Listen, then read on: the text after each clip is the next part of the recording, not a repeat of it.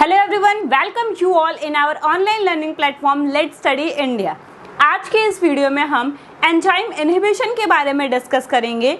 इसके पहले हमने देखा था एंजाइम एक्शन, मतलब एंजाइम एक्शन के बारे में हमने देख लिया था कि कैसे कोई एंजाइम है वो काम करता है, कैसे वो एक्शन में आता है।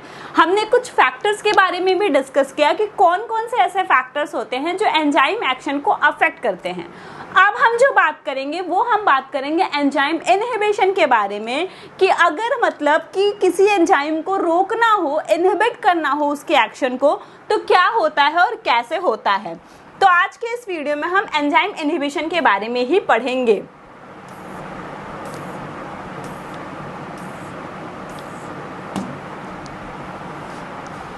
ठीक है, एंजाइम इनहिबिशन क्या कहता है कि हम जो एंजाइम होता है, हमने कहा कि वो एक कैटलिस्ट की तरह काम करता है। वो क्या करता है, रेट ऑफ रिएक्शन को बढ़ा देता है।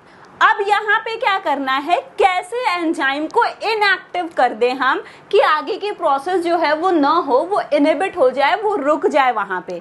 यही है एंजाइम इनहिबिशन, मतलब वैसे कंपाउंड्स जो एंजाइम्स को इनएक्टिव बना दे, वो उसको काम करने लायक न छोड़े, किसी भी रीजन से वो काम न कर पाए, इसी को हम कहते हैं एंजाइम इनहिबिशन। अब एक बात याद आ रही होगी कि जब हमने एंजाइम एक्शन की बात की थी तो हमने कहा था कि एंजाइम एक्शन कैसे होता है। तो एक्टिव साइट पे जब कोई सबस्ट्रेट आकर के बाइंड करता है, फिर एंजाइम सबस्ट्रेट कॉम्प्लेक्स बनता है, तो एंजाइम का एक्शन होता है।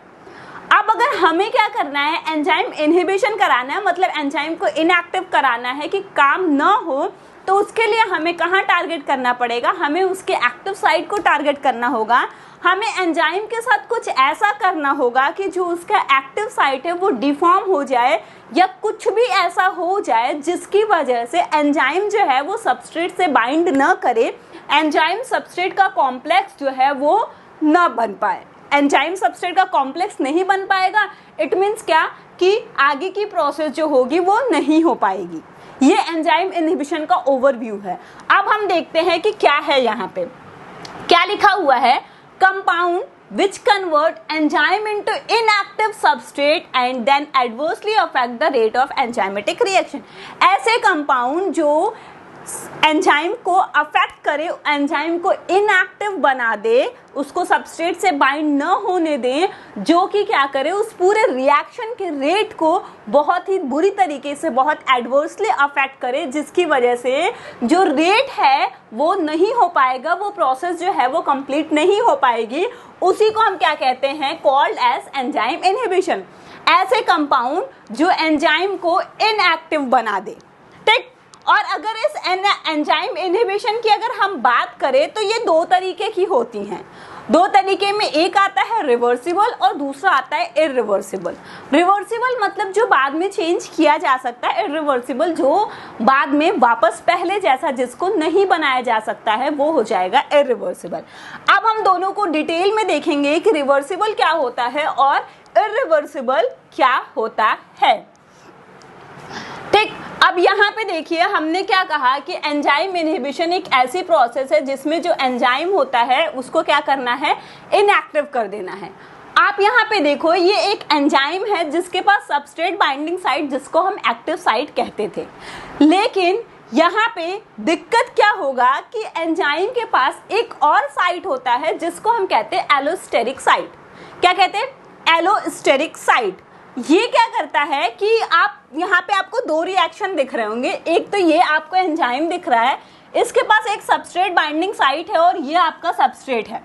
ये सबस्ट्रेट क्या कर रहा है, सबस्ट्रेट बाइंडिंग साइट पे आकर के बाइंड कर रहा है और एंजाइम सबस्ट्रेट कॉम्प्लेक्स बन जा रहा है। एंजाइम सबस्ट्रेट कॉम्प्लेक्स जब बनेगा तो ये सबस्ट्रेट जो है वो फर्दर प्रोडक्ट में चेंज हो जाएगा और एंजाइम आपका रिलीज हो जाएगा। ये अभी तक हम जानते हुए आए, ये हमारी नॉर्मल प्रोसेस हो गई जब एक्शन होता है। दिक्कत कब आएगी, जब मान लीजिए कोई इनहिबिटर भी आपके पास प्रेजेंट है। जैसे यहाँ पे ये एक इनहिबिटर यहाँ पे प्रेजेंट है।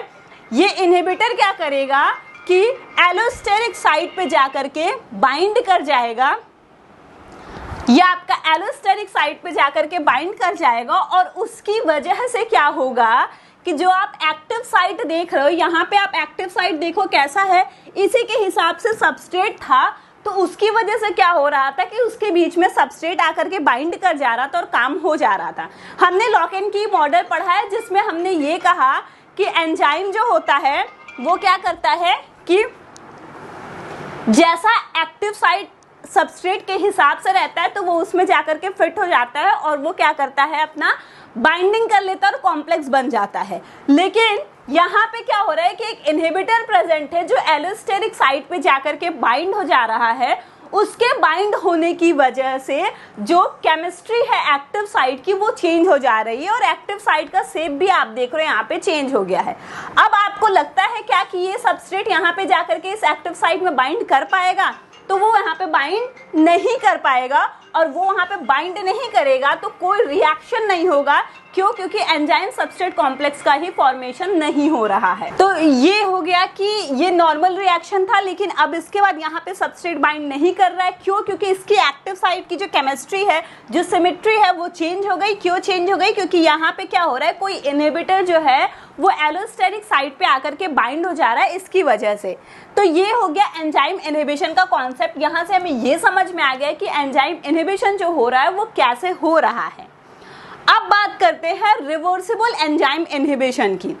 रिवर्सिबल एंजाइम इनहिबिशन में बात करेंगे तो क्या रहा है कि reversible enzyme inhibition dissociation rate is very fast.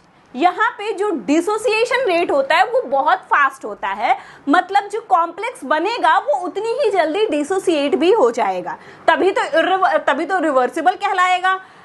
From its target enzyme because it become very loosely bounded with the enzyme।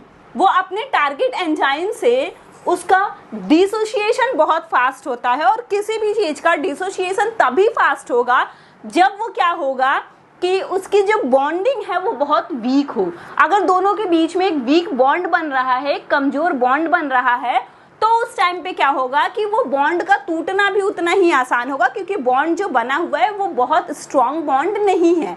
Strong bond न होने की वजह से क्या होगा कि वो उतनी ही जल्दी टूट जाएगा और वहाँ पे क्या होता है कि ये रिवर्स अपने मतलब वापस से पहले जैसा हो सकता है। इसीलिए इसका नाम दिया गया रिवर्सिबल एंजाइम इनहिबिशन। मतलब यहाँ पे जो कॉम्प्लेक्स बनेगा उसका डिसोसिएशन रेट बहुत फास्ट होगा। क्यों फास्ट होगा? क्योंकि उनके बीच की बॉन्डिंग जो है वो बहुत वीक है। और अगर हम रिवर्सिबल एंजाइम इनहिबिशन की बात करें तो ये जनरली 3 तरीके का होता है। कितने तरीके का होता है? ये जनरली 3 तरीके का होता है। एक आता है कॉम्पिटिटिव, दूसरा आता है नॉन कॉम्पिटिटिव और तीसरा आता है अनकॉम्पिटिटिव। हम तीनों को डिस्कस करेंगे डिटेल में कि कॉम्पिटिटिव क्या है, नॉन कॉम्पिटिटिव क्या है और अनकॉम्पिटिटिव क्या है। जिसमें सबसे पहला जो है आपका वो है कॉम्पिटिटिव इनहिबिशन। नाम से समझ में आ रहा होगा कि यहाँ कुछ कंपटीशन जैसी चीजें हो रही है, कंपटीशन वाली बात हो रही है। यहाँ पे क्या हो रहा है? कंपटीशन हो रहा है, ठीक है। अब कंपटीशन किसके बीच में होगा? तो 2 चीजें हैं, एक है सबस्ट्रेट और एक है इनहिबिटर, जिसको जाकर के एंजाइम से बाइंड करना है। तो इन दोनों के बीच में कंपटीशन होगा, इसीलिए इस टाइप्स का नाम रखा गया है, इस टाइप का नाम रखा गया है कॉम्पिटिटिव इनहिबिशन। अब हो क्या रहा है? In this time competition occur at the active site, ठीक है। अब जो मान लीजिए ये एक एंजाइम है, इसका ये एक्टिव साइट है। अब इसी एक्टिव साइट पे कंपटीशन होगा। किसके किसके बीच में कंपटीशन होगा? सबस्ट्रेट के बीच में और इनहिबिटर के बीच में। अगर इसमें हम सबस्ट्रेट और इनहिबिटर की बात करें तो दोनों का शेप जो होता है वो लगभग हम कह सकते हैं कि दोनों का शेप जो होता है वो सिमिलर होता है, दोनों का स्ट्रक्चर। और इसीलिए कंपटीशन होता है क्योंकि दोनों का स्ट्रक्चर जो है वो सिमिलर है और उसी सिमिलर स्ट्रक्चर होने की वजह से कंपटीशन रहता है कि भाई कौन जाकर के बाइंड कर लेगा, ठीक, कौन जाकर के जल्दी बाइंड कर लेगा, यही कंपटीशन रहता है। क्योंकि जब भी रिएक्शन होता है, जैसे पीछे हमने जो रिएक्शन के बारे में पढ़ा है, तो हम कह रहे हैं कि जब भी रिएक्शन हो रहा है तो उसमें 2 कंडीशन पॉसिबल है। जैसे हम इसकी बात कर रहे हैं तो इसमें 2 कंडीशन पॉसिबल है। ये जब एंजाइम सबस्ट्रेट कॉम्प्लेक्स जो है ये या तो ये आगे प्रोडक्ट में कन्वर्ट हो सकता है या ये डिसोसिएट हो सकता है, वापस से एंजाइम और सबस्ट्रेट में चेंज हो सकता है, ठीक। तो उसी बेसिस पे यहाँ पे हम कह रहे हैं कि कंपटीशन हो रहा है। क्यों? क्योंकि here the structure of inhibitor closely resemble with that of substrate. अभी मैंने बताया कि इनका जो स्ट्रक्चर होता है, इनहिबिटर और सबस्ट्रेट का जो स्ट्रक्चर हो रहा है वो क्लोजली रिजेंबल्स होते हैं, वो एक दूसरे जैसे ही लगते हैं, इसीलिए यहाँ पे क्या होता है, कॉम्पिटिशन जो होता है वो बहुत तगड़ा होता है। It may be thus combined with the enzyme forming an enzyme inhibitor complex rather than enzyme substrate complex। अब दिक्कत क्या आ रही है कि दिक्कत, आपने कभी ट्विंस को देखा है, ट्विंस एक जैसे लगते हैं, हम कभी कभी कंफ्यूज हो जाते हैं कि हाँ कौन सा है, तो हमें अगर दूसरे वाले की जरूरत रहती है तो हम दूसरे वाले को बोल देते हैं, क्योंकि हम पहचान नहीं पाते, हम डिफरेंशिएट नहीं कर पाते हैं। और यहाँ पे भी हम कह रहे हैं कि सबस्ट्रेट और इनहिबिटर जो है उनके स्ट्रक्चर की अगर बात करें तो वो क्लोजली रिजेंबल करते हैं। तो दिक्कत यही होता है कि कभी कभी एंजाइम सबस्ट्रेट कॉम्प्लेक्स बनने के बजाय एंजाइम इनहिबिटर कॉम्प्लेक्स का फॉर्मेशन हो जाता है। सबस्ट्रेट की जगह पे हो सकता है कि इनहिबिटर बाइंड कर जाए और एंजाइम सबस्ट्रेट बनने के बजाय क्या हो जाएगा, एंजाइम इनहिबिटर बाइंड हो जाएगा और वही होगा। ठीक, तो यहाँ पे क्या है, it may B thus combined with the enzyme forming an enzyme inhibitor complex। Enzyme inhibitor complex बना सकता है किसकी जगह पे, rather than enzyme substrate complex, enzyme substrate complex की जगह पे। ठीक, जैसे कि आपको यहाँ पे एक स्ट्रक्चर दिख रहा होगा। अब आप देखो क्या है कि ये तो आपका एंजाइम हो गया, ये आपका सबस्ट्रेट है और ये आपका इनहिबिटर है। अब ये क्या कर रहा है, competitive inhibitor interfere with the active site of enzyme so substrate can not bind. अब भाई यहाँ पे जगह थी, वो जगह थी सबस्ट्रेट की, लेकिन हुआ क्या, यहाँ पे इनहिबिटर आकर के बाइंड कर गया और उस इनहिबिटर के बाइंड करने की वजह से जो सबस्ट्रेट है वो सबस्ट्रेट नहीं बाइंड कर पाया और एंजाइम सबस्ट्रेट कॉम्प्लेक्स बनने की जगह पे क्या हो गया, एंजाइम इनहिबिटर कॉम्प्लेक्स बन गया, जिसकी वजह से आगे कोई रिएक्शन होगा ही नहीं, रिएक्शन आगे बढ़ेगा ही नहीं, तो कोई प्रोसेस नहीं होनी है, कोई रिएक्शन यहाँ पे नहीं होना है। तो अल्टीमेटली क्या हुआ कि इसने इनहिबिट कर दिया, इसने इसको रोक दिया, काम नहीं करने दिया। The inhibitor thus show competition with the substrate to combine with enzyme. तो हमें ये समझ में आया कि एंजाइम से कंबाइन होने में इनहिबिटर और सबस्ट्रेट के बीच में कंपटीशन हो रहा है कि कौन जाकर के बाइंड कर जाएगा, जो पहले बाइंड कर जाएगा वही उसी का काम होगा। तो वही चीज यहाँ पे हुई। ठीक, और हमने देखा कि हमें कोई रिएक्शन नहीं मिला, इसलिए क्योंकि वहां पे क्या हो गया, जाकर के आपका एंजाइम इनहिबिटर बाइंड कर गया। जैसे आप देख रहे होंगे यहाँ पे दोनों केस पॉसिबल है। अगर सबस्ट्रेट बाइंड करता है तो एंजाइम सबस्ट्रेट कॉम्प्लेक्स बनता है, अगर इनहिबिटर बाइंड कर लेगा तो एंजाइम इनहिबिटर कॉम्प्लेक्स बनेगा। लेकिन यहाँ पे क्या हो गया कि अगर इनहिबिटर बाइंड कर लेगा तो सबस्ट्रेट को बाइंड करने की जगह नहीं मिलेगी, और जगह नहीं मिलेगी तो क्या होगा, आगे कोई रिएक्शन नहीं होगा। ये एंजाइम जो है अब वो कुछ करने लायक नहीं है, और जब वो कुछ करने लायक नहीं है तो हम कहते हैं कि वो एंजाइम कैसा हो गया, इनएक्टिव हो गया। और इनहिबिटर के बारे में हमने यही पढ़ा, जो एंजाइम, ऐसे कंपाउंड जो एंजाइम को इनएक्टिव कर दे, और इसने एंजाइम को इनएक्टिव कर दिया। ठीक, ये बात हो गई। अब बात इसमें कुछ और छोटी छोटी चीजें हैं जो हम जान लेते हैं कि हमने कहा कि भाई कंपटीशन हो रहा है दोनों के बीच में, तो कुछ बेसिस होगा ना, जिसके बेसिस पे ये होगा कि हाँ एंजाइम बाइंड करेगा कि सबस्ट्रेट बाइंड करेगा। तो इसका बेसिस एक होता है कंसंट्रेशन, आप समझ लीजिए, या कितने अमाउंट में इनहिबिटर प्रेजेंट है या कितने अमाउंट में आपका क्या है, सबस्ट्रेट प्रेजेंट है क्या यहाँ पे, the degree of inhibition depends upon the relative concentration of substrate and inhibitor. ठीक है, सबस्ट्रेट और इनहिबिटर के कंसंट्रेशन पर डिपेंड करता है, जिसका कंसंट्रेशन ज्यादा होगा वही जाकर के बाइंड कर लेगा। This by increasing the substrate concentration. अब हमने कहा कि जिसका कंसंट्रेशन ज्यादा होगा वही जाकर के बाइंड करेगा, तो हमें क्या कराना है, हम तो यही चाहेंगे कि भाई सबस्ट्रेट जाकर के बाइंड करे। तो अगर हम सबस्ट्रेट के कंसंट्रेशन को बढ़ा देते हैं, सबस्ट्रेट का कंसंट्रेशन बढ़ जाता है, तो इनहिबिटर जो है वो जाकर के बाइंड नहीं कर पाएगा, उसकी जगह पे सबस्ट्रेट बाइंड कर लेगा। लेकिन अगर वही इनहिबिटर का कंसंट्रेशन ज्यादा हो जा रहा है एज कंपेयर टू सबस्ट्रेट, तब तो क्या होगा, इनहिबिटर जाकर के बाइंड करेगा और एंजाइम को वहां पे इनएक्टिव वो कर देगा। वही चीज यहाँ पे लिखी है, by increasing the substrate concentration and keeping the inhibition concentration constant, the amount of inhibition decrease. वहां पे इनहिबिशन का अमाउंट डिक्रीज हो जाएगा, इनहिबिशन का चांस भी कम हो जाएगा, क्योंकि हम सबस्ट्रेट के कंसंट्रेशन को बढ़ाते जा रहे हैं। सेम वही उल्टा होगा, डिक्रीज इन सबस्ट्रेट कंसंट्रेशन, अगर हम सबस्ट्रेट के कंसंट्रेशन को कम करते हैं तो वो क्या करेगा, एंजाइम इनहिबिशन के चांस को बढ़ा देगा। It may however noted that in competitive inhibition the enzyme binds to substrate forming enzyme substrate complex और inhibitor, मतलब कि या तो वो सबस्ट्रेट से बाइंड करेगा एंजाइम सबस्ट्रेट कॉम्प्लेक्स बनाएगा, या तो वो इनहिबिटर से बाइंड करके एंजाइम इनहिबिटर कॉम्प्लेक्स बनाएगा। अब आप चाहोगे कि दोनों बाइंड कर जाएं और दोनों एक साथ में हो, तो ऐसा नहीं होता है, दोनों एक साथ में नहीं होता है, दोनों क्या होता है, अलग अलग ही होता है। Thus we see that a competitive inhibitor decrease the rate of reaction by reducing the proportion of enzyme molecules bind to substrate। ये हमने देख लिया है, ठीक। अब हमने क्या कहा, अगर हम एक एग्जाम्पल ले लें तो हमने कहा हमारा एग्जाम्पल क्या है, an enzyme succinic acid dehydrogenase catalyse the conversion of succinic acid to fumaric acid. ठीक, एक एंजाइम है जिसका नाम है सक्सिनिक एसिड डिहाइड्रोजिनेस। ये सक्सिनिक एसिड डिहाइड्रोजिनेस क्या कर रहा है, कन्वर्जन ऑफ, मतलब सक्सिनिक एसिड का कन्वर्जन कर रहा है किसमें, फ्यूमरिक एसिड में। लेकिन बहुत से ऐसे ऑर्गेनिक कंपाउंड्स होते हैं जो स्ट्रक्चरली क्या होते हैं, सक्सिनिक एसिड से, मतलब उस एंजाइम से सिमिलर होते हैं, और सिमिलर होने की वजह से वो जा करके सक्सिनिक एसिड से बाइंड कर जाते हैं और वहाँ पे फ्यूमरेट जो बनना है वो नहीं बन पाता है। तो यही तो हमारा था कॉम्पिटिटिव वाला भी, कि स्ट्रक्चरली सिमिलर कंपाउंड जो होते हैं वो जाकर के इनहिबिटर की तरह काम करते हैं, क्योंकि वो जाकर के बाइंड कर जाते हैं, जो प्रोडक्ट हमारे बनना है वो नहीं बन पाता है। तो वही यहाँ पे भी कहानी होगा और वो एंजाइम के एक्शन को रोक देगा। ठीक है, जैसे आप देख लीजिए, इसका भी स्ट्रक्चर लगभग सिमिलर दिख रहा है, इसका भी स्ट्रक्चर लगभग सिमिलर दिख रहा है, इसका भी स्ट्रक्चर लगभग सिमिलर दिख रहा है।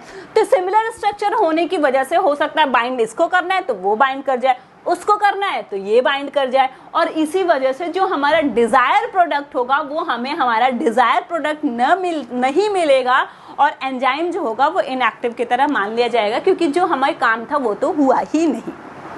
ठीक, फिर बात आता है सेकंड, नॉन कॉम्पिटिटिव इनहिबिशन। यहाँ पे क्या होगा कि कोई कॉम्पिटिशन नहीं है, जैसे इसके पहले क्या हो रहा था, सबस्ट्रेट और इनहिबिटर के बीच में कंपटीशन हो रहा था कि कौन जाकर के बाइंड कर जाएगा, उसी का बोलबाला होगा। यहाँ पे ऐसा कोई कंपटीशन नहीं है, कंपटीशन नहीं है, उसके बाद भी इनहिबिशन हो रहा है, उसके बाद भी एंजाइम को इनएक्टिव कर दिया जा रहा है। तो यहाँ पे खेल किसका होगा, यहाँ पे खेल होगा एलोस्टेरिक साइट का। ठीक, यहाँ पे एलोस्टेरिक साइट जो होंगे उसकी वजह से वहां पे जाकर के इनहिबिटर जो है वो बाइंड कर जाएगा और उसकी केमिस्ट्री को चेंज कर देगा, जिसकी वजह से क्या होगा कि सबस्ट्रेट की बाइंडिंग जो है वो मुश्किल हो जाएगी। क्या कह रहा है, here no competition occur between the substrate and inhibitor, कोई कंपटीशन नहीं हो रहा है उनके बीच में। क्यों, क्योंकि this inhibitor has little or no structural resemblance. वहां पे क्या हो रहा था, स्ट्रक्चरल रिजेम्बलेंस था, यहाँ पे स्ट्रक्चरल रिजेम्बलेंस नहीं, और है भी तो बहुत कम। इसलिए हम ये नहीं कह सकते हैं कि इनहिबिटर और सबस्ट्रेट के बीच में कुछ ऐसा कंपटीशन हो रहा है, ऐसा कुछ नहीं है। आप यहाँ पे देखिए, ये एंजाइम है, उसके पास एक एक्टिव साइट होगा और दूसरा एलोस्टेरिक साइट होगा। एक्टिव साइट पे अगर सबस्ट्रेट बाइंड कर जा रहा है तो ठीक है, एंजाइम सबस्ट्रेट कॉम्प्लेक्स बनेगा। लेकिन हम कह रहे हैं कि यहाँ पे इनहिबिटर बाइंड कर जा रहा है और सबस्ट्रेट भी बाइंड कर रहा है, तो यहाँ पे क्या हो जाएगा, एंजाइम सबस्ट्रेट इनहिबिटर का फॉर्मेशन हो जाएगा, और इनहिबिटर जुड़ गया, दैट मीन्स कि आगे कुछ नहीं होना है। तो इसके एलोस्टेरिक साइट पे क्या होता है, नॉन कॉम्पिटिटिव इनहिबिटर जाकर के बाइंड करता है, जो कि क्या करता है, इसके केमिस्ट्री को, एक्टिव साइट के स्ट्रक्चर को चेंज कर देता है, और वहां पे सबस्ट्रेट की बाइंडिंग अच्छे से नहीं हो पाती, और हो भी पाती है तो साथ में इनहिबिटर भी बाइंड है जो उसको आगे फर्दर प्रोसीड नहीं करने देता है। It binds with enzyme at a place other than active site. ठीक है, एक्टिव साइट के अलावा एक जगह पे बाइंड करता है, जिसको हम कब से बता रहे हैं, क्या कहते हैं, allosteric site. Since inhibitor and substrate may combine at different site forming both the enzyme and enzyme substrate inhibitor complex take place. ठीक, लेकिन ये क्या करता है कि इनहिबिटर भी बाइंड है जैसा कि मैंने कहा, but the enzyme substrate and enzyme substrate inhibitor में break down to produce the reaction product. यहाँ पे क्या होता है कि रिएक्शन नहीं हो पाता है, क्यों, क्योंकि वो जाकर के उससे बाइंड हुआ है। ये हो गई नॉन कॉम्पिटिटिव की बात। फिर क्या कह रहा है, it may be however noted that in non competitive inhibition the inhibitor and substrate can bind at the same time enzyme molecule since their binding site is different and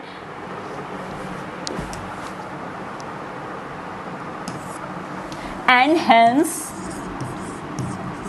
do not overlap. ठीक है, क्या कह रहा है कि ऐसा देखा गया नॉन कॉम्पिटिटिव इनहिबिशन में कि इनहिबिटर और सबस्ट्रेट जो है वो एक एंजाइम मॉलिक्यूल से सेम टाइम पे ही बाइंडिंग कर रहा है, लेकिन अलग अलग जगह पे बाइंडिंग कर रहा है। इसके लिए क्या हो रहा है, उनका जो बाइंडिंग साइट है वो अलग अलग है, इसलिए वो उसको ओवरलैप नहीं कर रहे हैं। ठीक, अब क्या हो रहा है कि the enzyme is inactivated when inhibitor is bound whether or not substrate is also present, thus it is appear as non competitive inhibitor। ठीक है, कोई मतलब नहीं है कि सबस्ट्रेट बाइंड हो रहा है कि नहीं हो रहा है, इनहिबिटर तो हो ही जा रहा है और उसकी वजह से क्या हो रहा है कि सबस्ट्रेट भी अपना काम नहीं कर पा रहा है। लेकिन ऐसा कोई नहीं है कि इनहिबिटर बाइंड हो जाएगा तो सबस्ट्रेट बाइंड नहीं कर पाएगा, इनहिबिटर बाइंड होगा तो भी सबस्ट्रेट बाइंड हो सकता है, कोई दिक्कत नहीं है। इसलिए हम ये कह सकते हैं कि इनके बीच में कोई कंपटीशन नहीं है, ये कोई कंपटीशन नहीं शो कर रहे हैं, ये नॉन कॉम्पिटिटिव नंबर पे हैं। ठीक, यहाँ पे होता क्या है कि ये जो कहानी है ये डिपेंड करता है टर्नओवर नंबर पे। किस पे डिपेंड करता है, टर्नओवर नंबर। क्या कह रहा है, it is appear that non-competitive inhibitor act by lowering the turnover number। ये कैसे काम करता है, टर्नओवर नंबर को कम कर देता है rather by decreasing the proportion of molecules। मतलब इसके पहले जो हमने पढ़ा था वहाँ पे हमने कंसंट्रेशन की बात की थी, प्रपोर्शन की बात की थी, लेकिन यहाँ पे ऐसा कंसंट्रेशन प्रपोर्शन की बात नहीं है।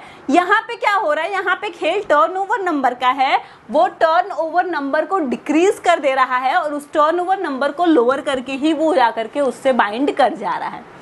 अब बात आती है कि भाई टर्नओवर नंबर है क्या।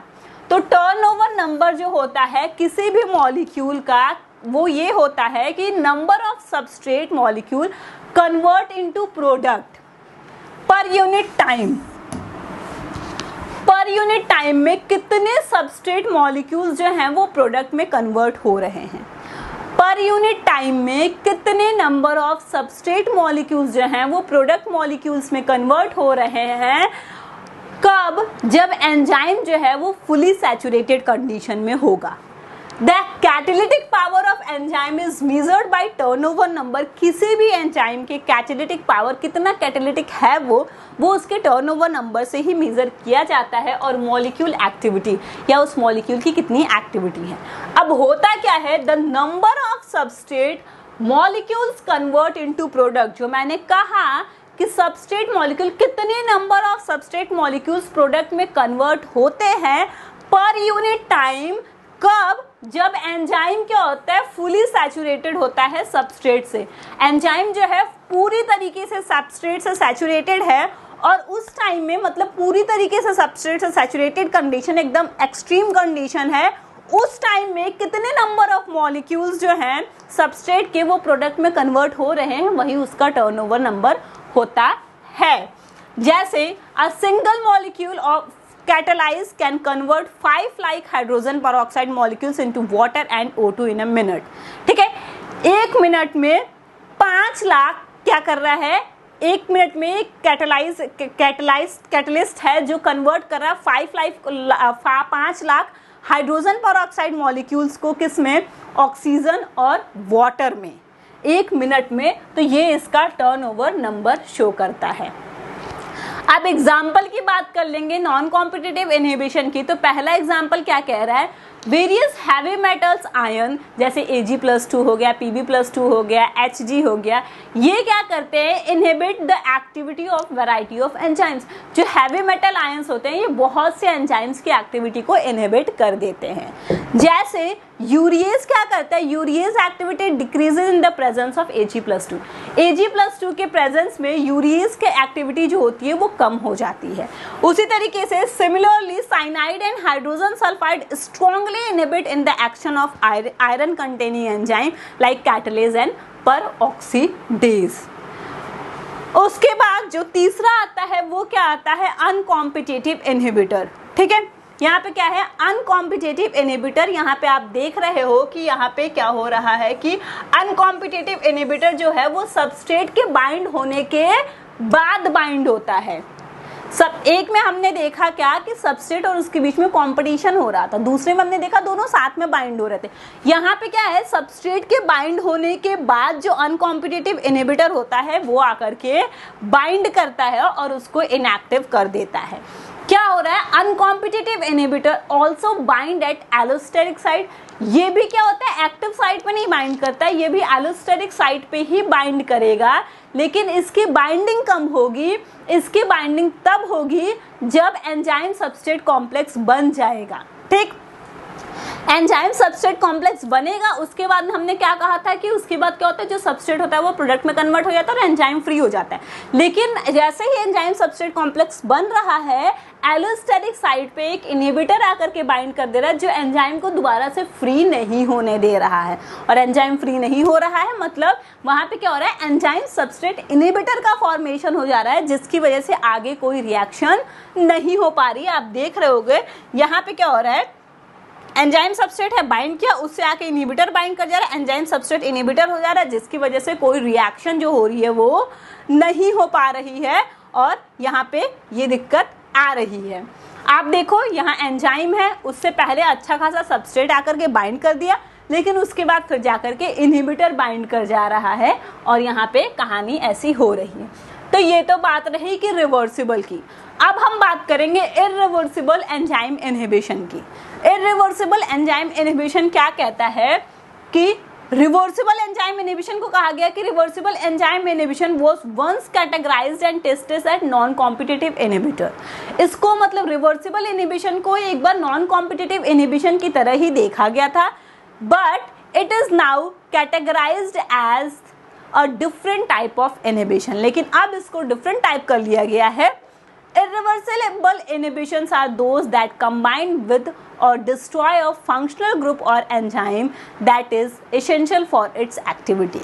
Irreversible inhibition क्या हो रहा है, ये पूरी तरीके से डिस्ट्रॉय कर दे रहा है, पूरे फंक्शनल ग्रुप को डिस्ट्रॉय कर दे रहा है। कौन से फंक्शनल ग्रुप को, उस फंक्शनल ग्रुप को डिस्ट्रॉय कर रहा है जो एंजाइम के एक्टिविटी के लिए बहुत ज़्यादा ज़रूरी थे, उसके लिए नेसेसरी थे। उन्हीं के फंक्शनल ग्रुप को ये पूरी तरीके से बर्बाद कर दे रहा है, डिस्ट्रॉय कर दे रहा है, ख़त्म कर दे रहा है। इसलिए क्या हो रहा है कि ये आगे फंक्शन नहीं कर पाएगा। तो कह रहा है irreversible inhibition dissociation rate is very slow. वहाँ पे क्या होता है, डिसोसिएशन रेट बहुत फास्ट था, लेकिन ये इरिवर्सिबल है। यहाँ पे डिसोसिएशन रेट जो होगा वो बहुत स्लो होगा, या कह सकते हो नहीं होगा। क्यों? क्योंकि यहाँ पे जो बॉन्डिंग है वो बहुत स्ट्रॉन्ग बॉन्ड है, इसलिए उसका टूट पाना तुरंत से बहुत मुश्किल है। बहुत टाइट बॉन्ड बन रहा है, तो उसमें क्या हो रहा है, because it become very tightly bound to its allosteric site thus inactivating the enzyme molecule. इतना टाइटली बाउंड हो जा रहा है इनहिबिटर जाकर के उसके एलोस्टेरिक साइट से कि वो उसको दोबारा से काम करने लायक नहीं छोड़ रहा है, वो उसको पूरी तरीके से खराब कर दे रहा है, उसके फंक्शनल ग्रुप को डिस्ट्रॉय कर रहा है। The bonding between inhibition and enzyme में बी कोवैलेंट और नॉन कोवैलेंट। बॉन्ड जो बन रहा है वो कोवैलेंट भी हो सकता है और नॉन कोवैलेंट बॉन्ड भी हो सकता है, लेकिन बॉन्ड होगा strong. Alkylating reagent such as iodoacetamide irreversibly inhibit the catalytic activity of some enzyme by modifying cysteine and other side chain। ठीक है, जो वहाँ पे सिस्टीन या कुछ और अदर साइड चेन प्रेजेंट है, उन साइड चेन को वो मॉडिफाई कर दे रहा है, या उन साइड चेन के फंक्शनल ग्रुप को वो डिस्ट्रॉय कर दे रहा है। डिस्ट्रॉय करेगा तो ऑब्वियस सी बात है कुछ ना कुछ चेंज आएगा, और वो चेंज जो है वो परमानेंट हो जा रहा है, मतलब जो वापस से अपने आप को रीगेन नहीं कर सकता है। इसीलिए इसको हम इरिवर्सिबल कहते हैं। और ये रहा आपका एंजाइम इनहिबिशन की पूरी प्रोसेस कि कैसे एंजाइम इनहिबिशन होता है। चलिए ठीक है, मिलते हैं नेक्स्ट लेक्चर में, तब तक के लिए थैंक यू।